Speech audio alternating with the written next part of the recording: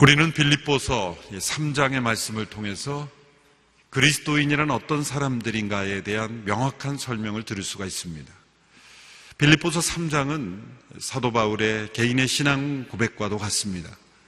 자신의 과거와 현재, 미래의 삶을 평가하면서 참된 그리스도인의 정체성을 고백하고 있는 것이죠.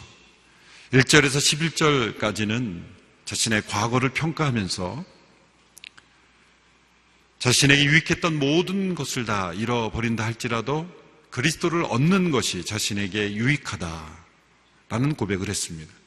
또 12절에서 16절까지는 현재의 자신의 모습을 평가하면서 마치 표대를 향하여 그 상을 얻기 위하여 전심으로 달려가는 경기자와 같이 그리스도의 부활을 더 깊이 알고 체험하기 위해서 표대를 향하여 달려가는 그러한 갈망에 사로잡힌 모습으로 평가했습니다. 이제 오늘 본문에서는 자신의 미래를 내다보면서 자신의 삶을 평가하는 것이죠. 특별히 3장 20절의 말씀을 통해서 그리스도인이란 어떤 사람들인가, 그 정체성을 우리는 분명히 확인할 수 있습니다. 3장 20절의 말씀 우리 같이 한번 읽어볼까요? 시작. 그러나 우리의 시민권은 하늘에 있습니다. 우리는 거기로부터 구원자 곧 주 예수 그리스도를 기다립니다. 그리스도인이란 하늘의 시민권자들이다, 이렇게 설명했습니다. 이 시민권이라는 단어를 사도 바울이 사용했을 때 그것은 이 편지를 읽는 이 빌립보 성도들의 상황을 충분히 고려한 것입니다. 빌립보라는 도시는 로마의 식민지로서 특별히 그곳에는 많은 시민들이 로마의 시민권자를 시민권을 받은 많은 사람들이 있었습니다. 퇴역 군인들이 많았던 도시고 사실 퇴역 군인들을 위해 세운 도시다라고도 말할 수 있을 정도로 많은 그 퇴역 군인들이 로마의 시민권을 부여받았고 또한 경제적인 이유로 여러 가지 이유로 시민권을 많이 부여한 도시에 속합니다. 그래서 로마로부터 멀리 떨어져 있지만 이 로마 시민권자라는 그런 자부심을 가지고 그것을 자랑하며 그 로마의 특권을, 권리를 누리며 살아갔던 사람들입니다. 그래서 로마 시민권자라는 그 특권의식, 그 자부심을 가진 그 사람들에게 시민권이라는 동일한 단어를 사용했을 때 그들의 눈과 귀가 활짝 열렸을 것이 분명합니다. 바울은 로마 시민권이 가져다주는 이 특권을 누리며 사는 사람들 가운데 그러나 눈여겨 주목하고 경계해야 할 사람들이 있다는 것을 지적하고 있습니다. 그 18절, 19절의 말씀입니다. 함께 읽겠습니다. 내가 여러분에게 여러 차례 말했던 것처럼 지금도 눈물을 흘리며 말하지만 많은 사람들이 그리스도의 십자가의 원수로 살아가고 있습니다. 그들의 마지막은 멸망입니다. 그들의 쉬는 배요, 그들의 영광은 자신의 수치에 있으며 그들은 땅의 것을 생각하는 사람들입니다. 바울이 눈물을 흘리며 권면하는 것입니다. 그것은 많은 사람들이 그리스도의 십자가의 원수로 살아가고 있다. 그들의 마지막은 멸망이다. 그들은 땅의 것만을 생각한다. 그들의 신은 바로 배다. 그들의 배를 만족하는 것. 그것은 그들의 탐욕과 욕심을 만족시키는 것이 그들의 우상, 그들의 신이 되어버렸다. 그들은 땅의 일에 집중하여 살아가는 인생이다. 그리고 수치스러운 것을 수치로 여기지 못하고 도리어 자랑스럽게 생각하고 영광스럽게 생각하는 가치관이 완전히 왜곡되고 전복되어 버린 그런 모습들을 발견하게 되는 것입니다. 이사야 5장 20절의 말씀에서도 이런 왜곡된 가치관으로 살아가는 사람들의 모습을 이미 지적한 바 있습니다. 악을 선하다 하며 선을 악하다 하며 흑암으로 광명을 삼으며 광명으로 흑암을 삼으며 쓴 것으로 단 것을 삼으며 단 것으로 쓴 것을 삼는 사람들은 화 있을진저. 악을 선하다 말하며 쓴 것을 달다 말하는 흑암으로 광명을 삼는 완전히 왜곡된 가치관에 따라 살아가는 사람들. 땅의 것만을 생각하며 살아가다 보면 이렇게 가치관이 왜곡된다는 것이죠.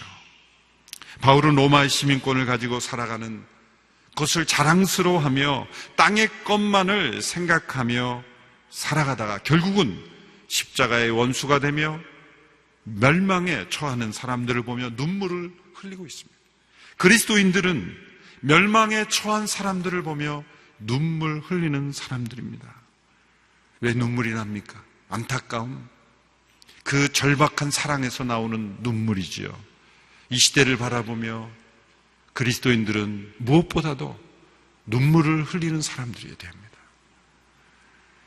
바울의 눈에 눈물이 흐르며 그들의 마지막의 멸망을 보며 땅의 것만을 생각하며 왜곡된 가치관을 가지며 땅에 집착하며 살아가는 사람들을 보면서 눈물을 흘린다는 것.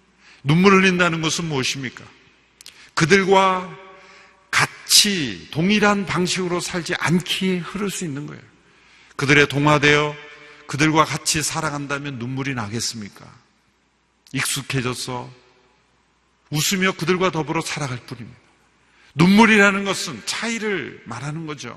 다르다는 것을 보여주는 것입니다.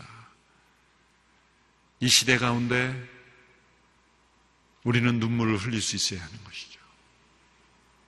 그리스도인들은 세상의 사람들과 단지 비교 정도가 아니라 대조가 되어야 합니다. 땅의 것만을 생각하는 사람들과 다른 하늘의 것을 생각하는 사람들이라면 비교 정도가 아니라 대조가 돼야죠. 빛과 어둠이 대조가 되듯이 하늘이 땅과 차이가 있듯이 우리는 명백한 대조가 되는 사람들. 그들은 눈물을 흘리는 사람들입니다. 하늘의 사람들, 어떻게 이러한 삶이 가능할까? 20절의 말씀대로 하늘의 시민권이 있는 사람들, 하늘의 시민권이 있는 사람들이 어떤 사람인 것을 깨달을 때 그러한 대조적 삶을 살 수가 있는 거죠. 첫째로 하늘의 시민권이 있는 사람들이란 이 땅에서 하늘의 식민지, 백성으로 살아가는 사람들입니다. 이 식민지라는 단어 자체가 역사적으로 안 좋은 단어죠. 역사의 상처 때문에 식민지, 지배라는 단어는 나쁜 단어로 여겨지고 있습니다. 그런데 성경 번역 중에서 모펫역이라는 번역이 있는데 이 구절을 이렇게 번역했습니다. 우리는 하늘나라의 식민지입니다. Colony of Heaven. 하늘나라의 식민지입니다. 이 단어를 사용하는 것 자체가 합당하지 않게 느껴질 수 있음에도 불구하고 왜 이 번역을 이런 단어로 번역했을까? 하늘나라의 식민지라는 단어로 설명해야만 이 하늘나라의 시민권이라는 단어의 의미를 가장 분명하게 드러낼 수 있다고 생각했기 때문인 것입니다. 마치 하나님께서 출애굽기에서 하나님을 소개할 때 십계명이 나오는 그 말씀을 모세에게 주실 때 하나님을 어떻게 소개하겠습니까? 1계명, 2계명을 주시면서 나 여호와는 질투하는 하나님인지. 질투는 좋은 것입니까? 나쁜 것입니까? 부정적인 것이죠.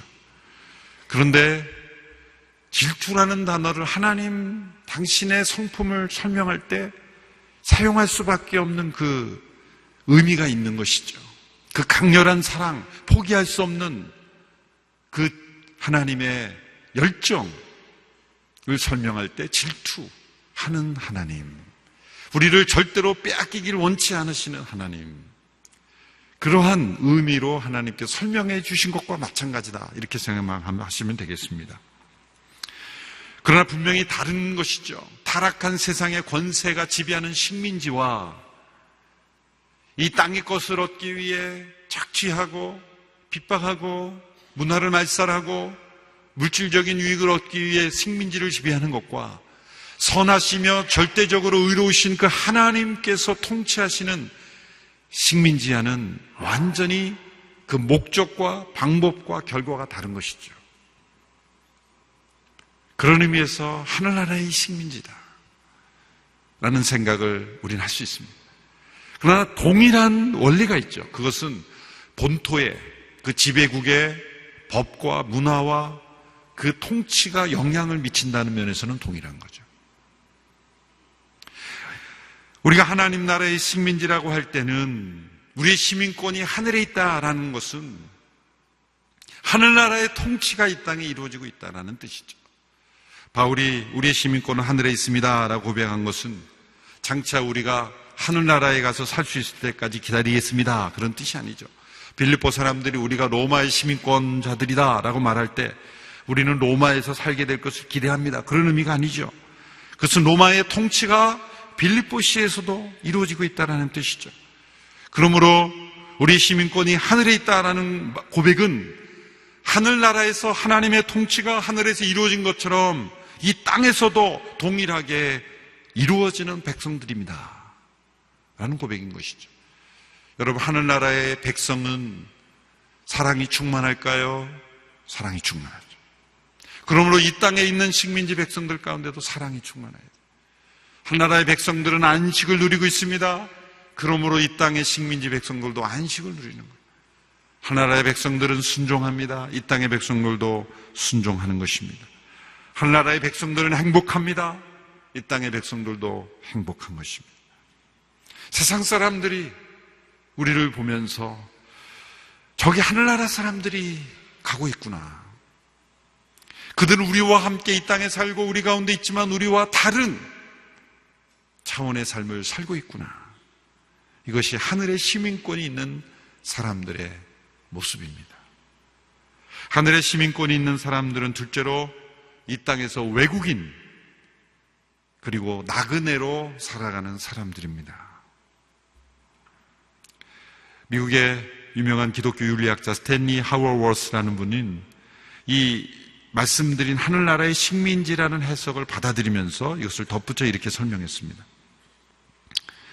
교회는 하늘나라의 식민지이며 타문화의 한가운데 있는 문화의 섬이다. 세례를 통해 우리의 시민권은 한 나라에서 다른 나라로 소속이 바뀌고 그때 우리는 우리가 속한 문화가 어떤 것이든지 그곳에서 나그네된 거류민으로 신분이 변하게 된다. 이 나그네된 거류민, 레지던트 에일리언스. 이 나그네된 거류민은 법적으로는 주거할 수 있는 자격이 있지만 시민권은 없는 외국인들이죠. 레지던트 에일리언스. 법적으로는 살 수 있는 거주적인 그 신분이 보장이 되지만 시민권은 없는 사람들. 외국 시민권을 가진 분들, 우리 목회자들 가운데도 미국 시민권을 가졌는데 온누리교회에서 사역하기 위해서 오면은 거소증이라는 걸 좀 주더라고요. 거소증. 그게 레지던트 에일리언스. 시민권은 없어요. 이 땅에 투표권도 없고 어떤 그 시민권은 없지만 그러나 법적인 그 거주 자격이 되는 거죠. 바로 우리가 이 세상에서 가지는 신분이 바로 그 상태라는 거예요. 예전에는 우리가 한국의 시민권 혹은 이 땅의 시민권도 갖고 하늘의 시민권도 가졌다. 우리는 이중 시민권을 가졌다. 그렇게 생각을 했는데 이 말씀을 보니까 아니에요. 우리의 시민권 오직 하늘에 있는 것이고 우리는 이 땅의 레지던트 에일리언스로 나그네된 거류민으로 살아갈 뿐입니다. 그것이 하늘의 시민권이 있다는 뜻이죠. 우리는 이 땅의 외국인으로 살아가는 거죠. 나그네로 살아가고 있는 것입니다. 구약과 신약 전체를 통해서 하나님의 백성들의 정체성을 그들의 입술을 통해서 하나님께서 고백하게 하셨어요. 너무 많은 구절들이 있지만은 제가 몇 구절만 선택해서 함께 읽어보겠습니다. 히브리서 11장 8절에서 9절의 말씀을 보면 아브라함의 삶을 해석할 때 이렇게 해석합니다. 믿음으로 아브라함은 부르심을 받았을 때 순종하여 장래 유업으로 받을 땅에 나아갈새 갈 바를 알지 못하고 나아갔으며 믿음으로 그가 이방의 땅에 있는 것 같이 약속의 땅에 거류하여 이방의 땅에 있는 것처럼 약속의 땅에 거류했다 그랬어요. 동일한 약속을 유업으로 함께 받은 이삭 및 야곱과 더불어 장막에 거하였다. 그러니까 아브라함의 믿음의 삶을 한마디로 표현하면 뭐냐면 이방의 땅에 있는 것 같이 약속의 땅에 거류했다라는 거예요.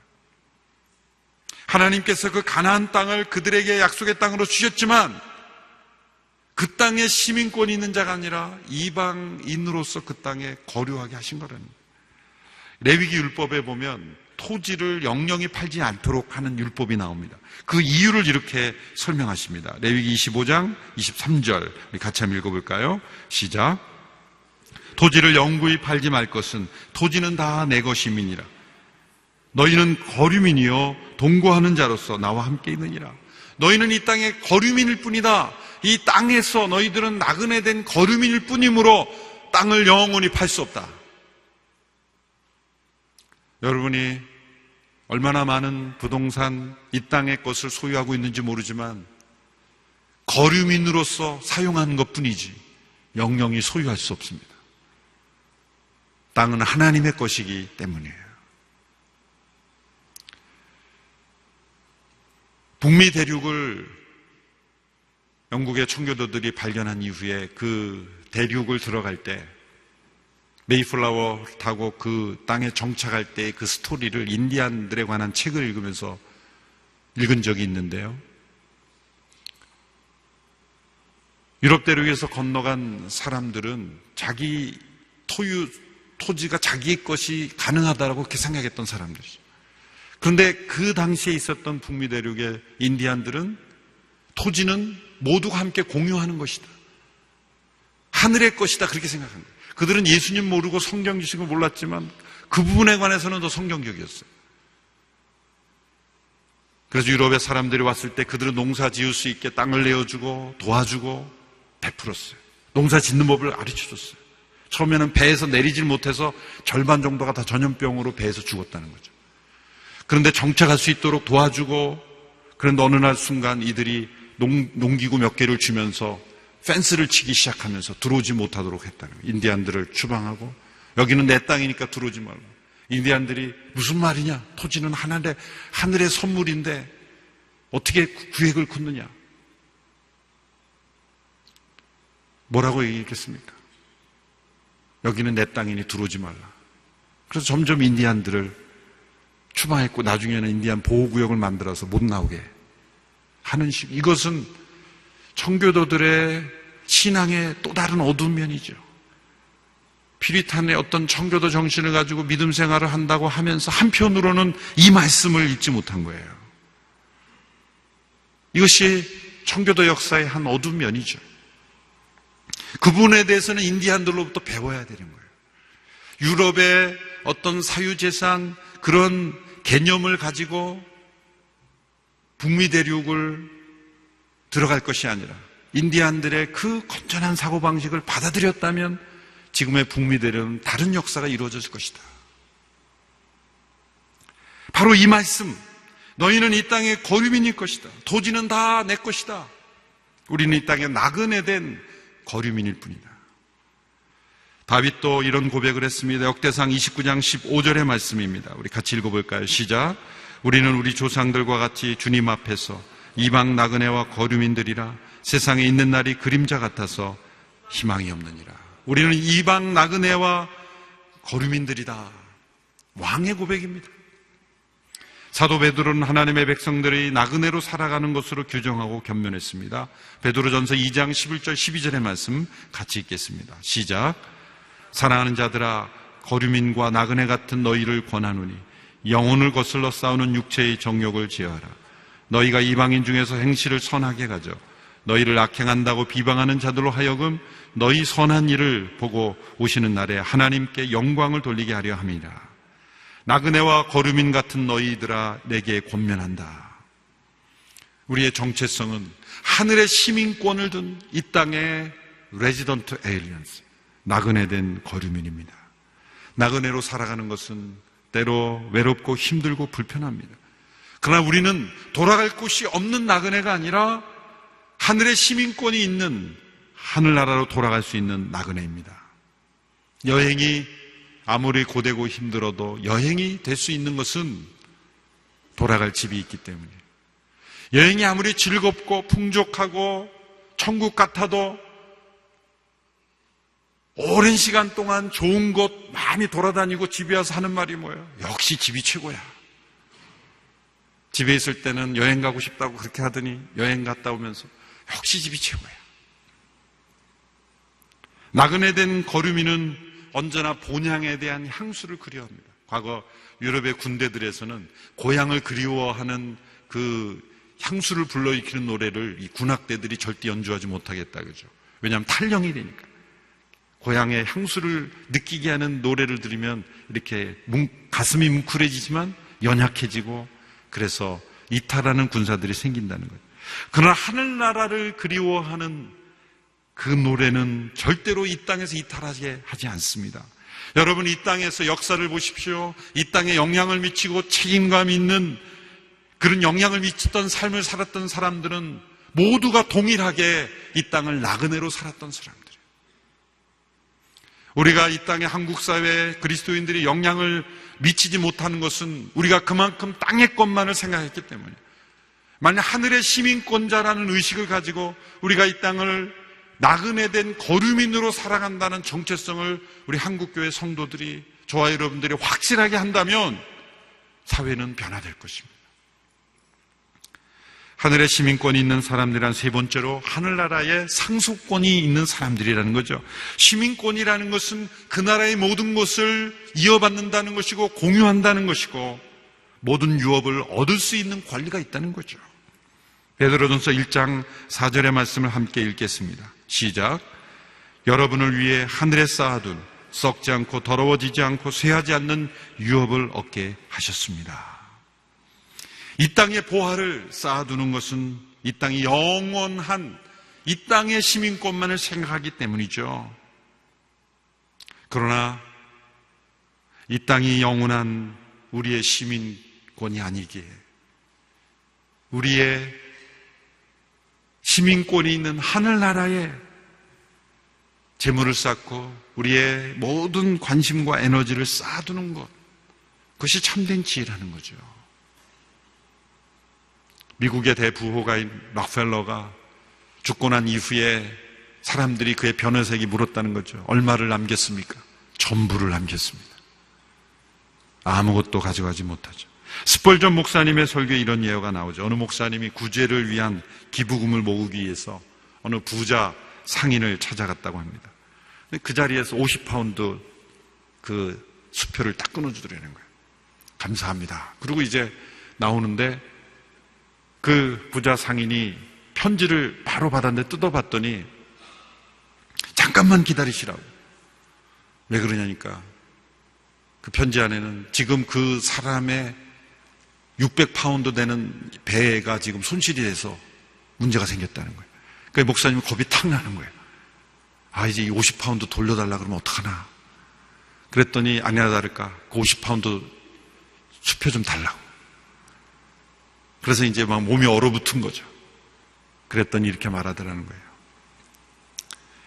그 50파운드 수표를 500파운드 수표로 바꿔서 주면서 제 돈이 너무 빨리 없어지고 있으니 하늘나라의 은행에 더 빨리 넣어야 되겠습니다. 500파운드 수표로 바꿔서 주었다는 얘기를 스펄전 목사님의 설교집의 예화로 나왔습니다. 여러분, 하늘나라의 상속권은 언제 발효됩니까? 20절에 보면 그리스도께서 다시 오심으로 우리는 거기로부터 구원자고 주 예수 그리스도를 기다립니다. 마틴 루터는 말하기를 교회는 마치 그리스도께서 어제 십자가에 못 박히시고 부활하신 것처럼 여기며 오늘 당장 임하실 것처럼 살아야 된다 말했습니다. 21절은 그리스도께서 다시 오실 때 우리에게 일어난 변화를 말씀하죠. 21절의 말씀을 같이 읽겠습니다. 시작. 그분은 만물을 그분에게 복종시킬 수 있는 능력으로 우리의 천한 몸을 우리 그분의 영광스러운 몸과 같은 형상으로 변화시켜 주실 것입니다. 우리의 천한 몸이 하늘나라의 유업을 받기에 합당한 형상으로 변화시켜 주십니다. 우리는 하늘의 시민권을 가진 자로서 이 땅의 하늘나라의 식민지 백성으로 살아가는 것이고 나그네된 거류민으로 살아가는 것이고 외국인으로 살아가는 것이고 하늘의 상속권을 받은 자로 살아가는 것. 그러므로 결론적으로 골로새서 3장 1절 3절에 말씀한 대로 땅의 것이 아니라 위의 것을 추구하는 삶이 되십시오. 권면합니다. 골로새 3장 1절에서 3절의 말씀 함께 읽습니다. 시작. 그러므로 여러분이 그리스도와 함께 살리심을 받았으니 위에 있는 것들을 추구하십시오. 거기에는 그리스도께서 하나님의 오른편에 앉아 계십니다. 위에 있는 것들을 생각하고 땅에 있는 것들을 생각하지 마십시오. 여러분은 이미 죽었고 여러분의 생명은 그리스도와 함께 하나님 안에 감춰져 있기 때문입니다. 여러분의 생명이신 그리스도께서 나타내실 때 여러분도 그리스도와 함께 영광 가운데 나타나실 것입니다. 위의 것을 생각할 때, 태양과 가까이 할 때 따뜻해지는 것처럼, 생명이 살아나는 것처럼, 위에 있는 것을 생각할 때 우리의 마음속에, 우리의 삶 속에 생명이 회복되고 참된 위로를 얻고 영향을 미치게 될 것입니다. 세상의 죄와 유혹을 이길 수 있게 될 것입니다. 때로 고난도 쉽게 감당할 수 있게 될 것입니다. 위의 것을 생각할 때 우리나라가 이렇게 어지럽고 힘들지만 이 땅에 와 있는 외국인들은 때로는 초연하게 바라볼 수 있는 거예요. 이 땅에 속한 것들에 집착하지 않을 때 이 세상의 유혹을 넘어설 수 있고 고난을 이길 수가 있고, 그리고 힘차게 생동감 있게 보면은요, 이 어떤 여행객들을 보면 그 땅의 거주민과 여행객은 차이가 있어요. 여행객들은 생동감이 넘쳐요. 때로 어려워도 체험으로 여깁니다. 그 나라에 사는 사람들은 지겹다고 생각하는 음식도 여행객들은 다 경험이라고 생각하고 즐겁게 먹고, 우리는 이 땅에 여행하고 있는 나그네 된 거류민이기에 이 땅에 겪는 때로 어려움, 고난도 우리는 체험으로 여기고 즐겁게 이길 수가 있는 것입니다. 주일은 하늘의 시민권자들이 우리의 신분을 확인하는 날입니다. 그 권리를 누리는 날입니다. 위의 것에 우리의 생각을 집중시키는 날입니다. 주일뿐만이 아니라 매일매일의 큐티, 묵상의 시간, 우리는 하늘을 묵상하는 시간입니다. 말씀을 통해 우리는 하늘의 것을 생각하는 시간입니다. 그래서 우리는 이 땅을 넘어서며 더 나아가 이 땅에 영향을 미치는 하나님의 백성들로 거룩하고 복된 삶을 살 수 있게 될 것입니다. 기도하겠습니다. 하늘의 시민권을 허락하신 주님 감사합니다. 우리의 수치스러운 몸을 영광스러운 몸으로 변화시킬 그날을 기대합니다. 우리 모두에게 허락하신 하늘의 시민권 자다운 삶을 살 수 있는 우리 모두가 되게 하여 주시옵소서. 우리를 새롭게 하여 주시옵소서. 이 나라, 이 민족을 불쌍히 여기시고 고쳐주시며 이 시대에 하나님의 사람들이 변화되어 이 땅에 거룩한 영향력을 미칠 수 있게 하여 주시옵소서. 한동대학교를 위하여 비전헌금을 드립니다. 이 비전헌금이 귀한 하나님의 사람들을 양성하고 세우는, 이 민족을 살리고 열방을 살리는 일에 쓰임받는 학원이 될 수 있도록 축복하여 주시옵소서. 예수님의 이름으로 기도합니다. 아멘.